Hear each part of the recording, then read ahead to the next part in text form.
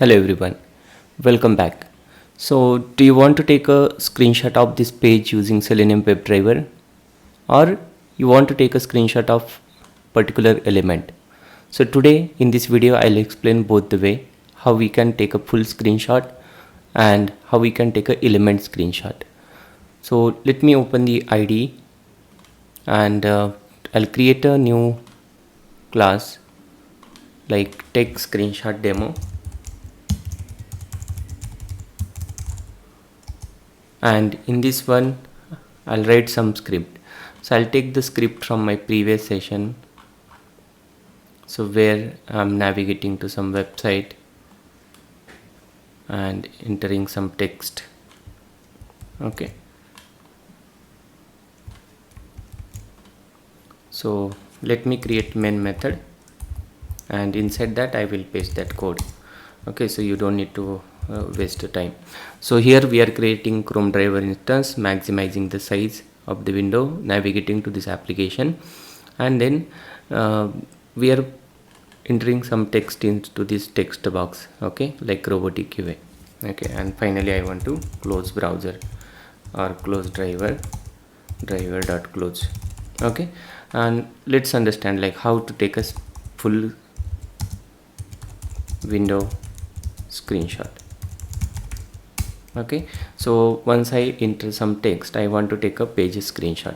So for that I will use the file my screenshot equal to, and then we will use the take screenshot method and we will cast with a driver. Okay, and then get screenshot as output type is a file.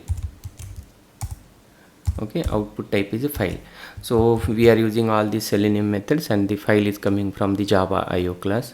So let me import this also, and this is done. Now you want to save it to some folder, right, in your frame. So I'll use file utils, and if I see this cannot resolve symbol file util.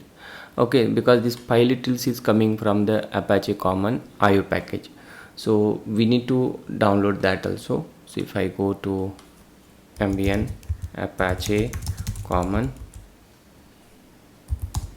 and there you will see lang. Okay, different things are there, but we need IO, Apache IO. Okay, Apache common IO input output. So click on latest version, copy this maven dependency, and we'll go to POM file, and here we can paste it. So once you paste it, reload the maven so that it will download and keep inside a external libraries. Here it will download it. Okay, so once it is downloaded, you can go back to your file, and now if you hover on this one and or you can just type it again, and you see now you are able to get this class. Okay, copy file, and let me copy file, and it is asking source and destination. Source is like your screenshot, which is a source, and destination is where you want to store the screenshot. So for that you will create a new file and pass the location here. So in my case I will just put target slash page.png. okay, and that's it. So it is throwing the exception, so better to add try catch block. Okay, and give the proper exception. So this will capture the screenshot of the page, and under target folder it will keep the screenshot. Let me run this code and see if it is capturing the screenshot or not.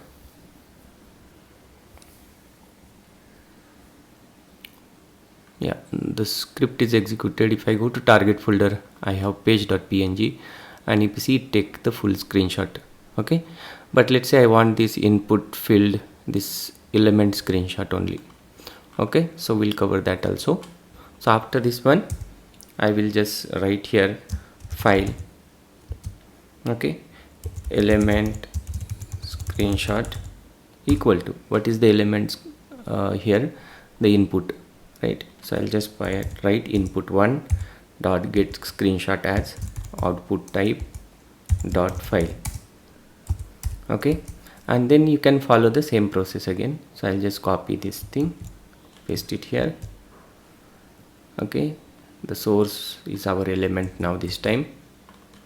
So I'll copy this source, put it here, and element, just change the name element, and this should take the element screenshot instead of creating these all these things.